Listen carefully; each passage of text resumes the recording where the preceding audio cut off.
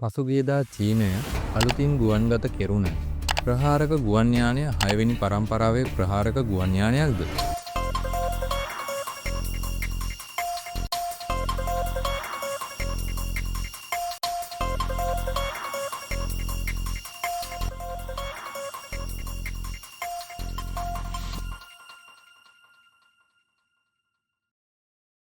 දෙදස් 24 දෙසැම්බර් 26 වෙනිදා ලෝක ප්‍රහාරක ගුවන් යානා ඉතිහාසයේ අලුත් පිටුවක් ලියවුණා. චීනයේ හිම වලාකුළු වලින් වැසුණු කඳුකරයක චෙන්ඩු එයාර්ක්‍රාෆ්ට් කෝපරේෂන් CAC විසින් නිෂ්පාදිත J-36 කියන ගුවන් යානයේ මුල්වරට අහසට නැගුණා. සමාජ මාධ්‍ය ඡායාරූප වලින් සහ වීඩියෝ වලින් පෙන්눔 කළ විදිහට ටේල්ලස් ඩබල් ඩෙල්ටා වින්ග් හැඩය තියෙන මේ යානය ආසයේ පියාඹන සෙවණැල්ලක් වගේ සැහැල්ලු රේඩාර වලටත් හසු නොවන ප්‍රහාරක ගුවන් යානයක් කියලායි ආරංචි වෙන්නේ. ටර්බෝ ෆෑන් එන්ජින් 3කින් බලගැන්වෙන මේ යානය චෙන්ඩු සමාගමේ 5 වෙනි පරම්පරාවේ ප්‍රහාරක යානයක් වුණු J-20 යානයට වඩා දිගින් මීටර් 20කින්ද පියාපත් වර්ගඵලයේ වර්ග මීටර් 190කින්ද උපරිම ගුවන්ගත බර ටොන් 45කින්ද වැඩි තරමක් විශාල ප්‍රහාරක යානයක් කියලායි අනුමාන කරන්නේ. චෙන්ඩු සමාගමට අයත් ගුවන් කටුපලක සිට පියාසර කළ මෙම යානයේ මංගල ගමනට J-20S ආසන දෙකේ ස්ටීල් ෆයිටර් ප්‍රහාරක යානයක් චීස් ප්ලේන් එක විදිහට එකතු වෙනවා ඔයාලා දකින්න ඇති. චීන ගුවන් හමුදා නම් කිරීමේ සම්මුතීන්ට අනුව යානයේ බඳ කොටසේ 36011 කියන සීරියල් නම්බර් එකෙන් මෙම යානය J-36 කියලා නම් කරලා තියෙනවා. ඒත් චීන රජයෙන්වත් චීන ගුවන් හමුදාවෙන් හෝ චෙන්ඩු සමාගමෙන්වත් කිසිම නිල ප්‍රකාශයක් මේ ගැන නම් සිදු කරලා නැහැ.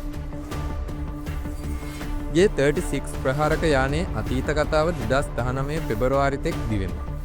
චෙන්ඩු සමාගමේ ප්‍රධාන නිර්මාතෘ ආචාර්ය වැන් හෙයිෆර් කිව්වේ චීනයේ 6 වෙනි පරම්පරාවේ යානයකට පූර්ව පරීක්ෂණ ආරම්භ කරලා තියෙනවා 2035 වෙනකොට ඒක ඉටු වෙයි කියලා බලාපොරොත්තු වෙනවා කියලා. 2021 චීන රාජ්‍ය මාධ්‍ය ඒ කතාව තහවුරු කරනවා.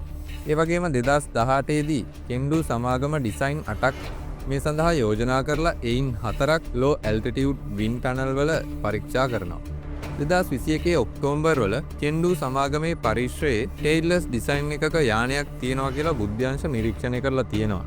2022 සැප්තැම්බර් වල ඇමරිකානු ගුවන් හමුදාවේ ජෙනරල් මාක් ඩි කෙලි කිව්වේ චීනයේ 6 වෙනි පරම්පරාවේ යානයකට යනවා මේ යානයේ රේඩාර් අත්සන අඩු කරලා ක්‍රියාකාරී ශක්තිය වැඩි කරනවා කියලා. ඒ වගේම 2023 පෙබරවාරි වල චීනයේ ගුවන් සේවා කර්මාන්ත සංස්ථාවේ සමාජ මාධ්‍ය දියමන්ති හැඩති කටු සහිත වල්ගා කොටසක් නැති ආකෘතියක් පළ කරලා තිබුණ අතර ඒ හැඩය ගුවන්ගත වුණු J-36 යානයේ හැඩයට සමාන වුණා.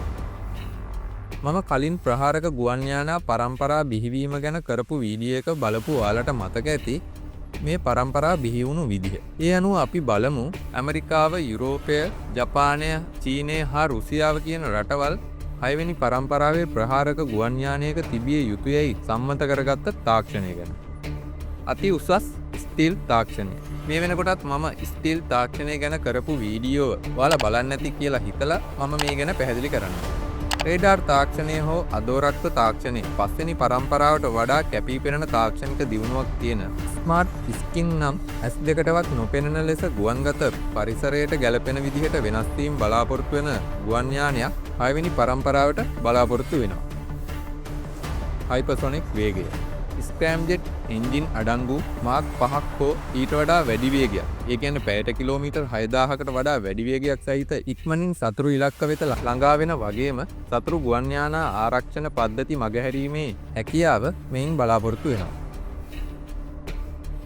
AI සහ ස්වයංක්‍රීයකරණ අන්මෑන් හැකියාව. ඒ කියන්නේ නියමයක රහිත ගමන් කර පහර දීමේ හැකියාව.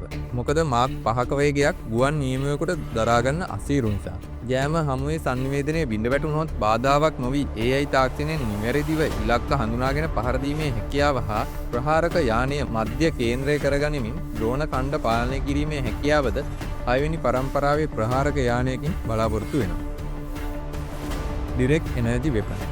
ලේසර් වගේ ශක්ති කදම්බයක් ඍජු ලෙස භාවිතා කරන්න මේ වෙද්දි රටවල් පෙළමිලා තියෙනවා. ඒකට හේතුව මේ ශක්ති කදම්බ භාවිතයේ පහසුව ලාභදායී වීම වගේ කරුණු නිසා. මෙවැනි ආයුධ මේ වගේ ප්‍රහාරක යානාවලට භාවිතා කිරීමත් 6 වෙනි පරම්පරාවේ යානාවල බලාපොරොත්තුවක්. අති උසස් ජාලකරණය. චන්ද්‍රිකා සමග සංවේදනය වගේම තම ඩ්‍රෝන කණ්ඩ සමග අකණ්ඩ සංවේදනය 6 වෙනි පරම්පරාවේ තවත් එක් බලාපොරොත්තුවක්. අපි දැන් බලමු චීනයේ ලෝකයේම කතා කරපු J-36 ප්‍රහාරක යානයේ මේ කියන තාක්ෂණික හැකියාවන් තියෙනවද කියලා. ඔයාලට මතකද මම ප්‍රහාරක යානා පරම්පරා ගැන කරපු වීඩියෝ එකේදී කිව්වා රුසියාවේ නිෂ්පාදිත MiG-35 යානය 5 වෙනි පරම්පරාවේ තාක්ෂණික හැකියාවන්ගෙන් සමන්විත වුණත් එහි ස්ටීල් තාක්ෂණයේ නොමැතිකම නිසා අතරමැදි පරම්පරාවක යානයක්. ඒ කියන්නේ 4.5 පරම්පරාවේ යානයක් විදියට සැලකුවා කියලා.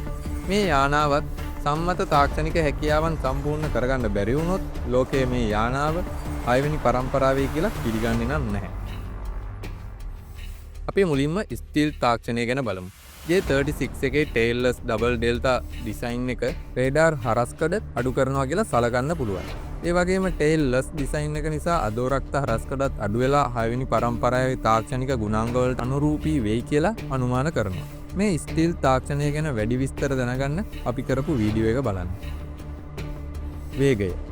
මේ යානයේ සුපර් ක්‍රූස් ඒ කියන්නේ මාක් 2.2ක විතර වේගයක් ඇති කියලා අනුමාන කරන අතර හයිපර්සොනික් නැතත් විං ස්වීප් ඇන්ගල්ස් එක්ක ඔප්ටිමයිස් වෙලා ඒ ගුවන් යානයේ වේගය 6 වෙනි පරම්පරාවේ ප්‍රහාරක යානයක වේගයට ආසන්නව සමාන වෙයි කියලා අනුමාන කරනවා. ඒත් ඇමරිකාවේ NGAD එක 6 වෙනි පරම්පරාවේ ප්‍රහාරක යානාවල ස්පෑම් ජෙට් එන්ජින් බලාපොරොත්තු වෙනවා. Next Generation Air Domain එහෙමත් නැත්නම් NGAD කියන්නේ ඇමරිකාවේ ලොකීඩ් මාටින් සමාගමේ F-22 Raptor යානාව සාර්ථක කර ගැනීම වෙනුවෙන් හඳුන්වලා දුන්නු අලුත් සමාගමක් වගේ එකක්. මෙම සමාගම ඇමරිකාව වෙනුවෙන් 6 වෙනි පරම්පරාවේ ප්‍රහාරක යානයක් නිෂ්පාදනය කිරීමට මේ වෙද්දි වැඩ පටන් අරන් තියෙනවා. මේ J-36 යානයේ WS-10 හෝ WS-15 එන්ජින් 3කින් නිර්මාණය වෙලා තියෙනවා කියලායි අනුමාන කරන්නේ. ඒත් හරියටම තහවුරු කරලා නැහැ. ඒ වගේම පසුගිය ජනවාරියේ සමාජ මාධ්‍යවල සංසරණය වුණ J-36 යානයේ දෙවනි පියාසැරියේයි පැවසෙන වීඩියෝ ඔයාලත් දැක්කද? මේ වීඩියෝ ඇත්තනම් J-36 යානයේ වේගයත් 6 වෙනි පරම්පරාවේ යානාවල තාක්ෂණික හැකියාවන් සමාන වෙන්න වඩා වැඩි සම්භාවිතාවක් තියෙනවා කියලායි මගේ නම් මතය. AI සහ UCAVS J-36 ප්‍රහාරක යානයට ඩ්‍රෝන කණ්ඩයක් පාලනය කරන්න පුළුවන් කියලා උපකල්පන තියෙනවා. සුන්හයි එයා ෂෝ එකේදී නම් මිනිසුන් සහිත යානා සහ මිනිසුන් රහිත යානා ඒකාබද්ධ කරන හමුදා උපක්‍රමික ක්‍රමවේදයක් හඳුන්වා දීම සිදු වුණා. ඒ නිසා J-36 යානයත් 6 වෙනි පරම්පරාවේ සම්මතයන්ට අනුකූලයි කියලායි අනුමාන කෙරෙන්නේ. Direct Energy Weapon J-36 යානයේ ලේසර් මයික්‍රෝවේව් ආයුධ තියෙනවා කියලා අනුමාන කරනවා. ජාලකරණය. ජාලකරණය කියන තාක්ෂණික හැකියාව තියෙනවා කියලා අපිට උපකල්පනය කරන්න වෙනවා චීනය යම් තහවුරු කිරීමක් කරනකොට. මේ වෙද්දි චීනය මේ ගැන කිසිම ප්‍රකාශයක් සිදු කරලා නැති නිසා අපිට මේ තාක්ෂණික හැකියාවන් අනුමාන කරන්න විතරයි පුළුවන් වෙන්නේ. මේ තාක්ෂණික හැකියාවන් එක්ක J-36 යානයේ 6 වෙනි පරම්පරාවේ ප්‍රහාරක යානයක් විදියට අනිත් රටවල් පිළිගනීද? නැත්තම් රුසියාවේ MiG-35 යානයට වුණා වගේ මේ යානයත් අතරමැදි පරම්පරාවේ ඒ කියන්නේ 5.5 පරම්පරාවේ යානයක් වෙයිද? මේ වගේ තවත් වීඩියෝ එකක් අරගෙන එන බලාපොරොත්තු වෙ අදට මම සමුගන්නවා. සුබ දවසක්.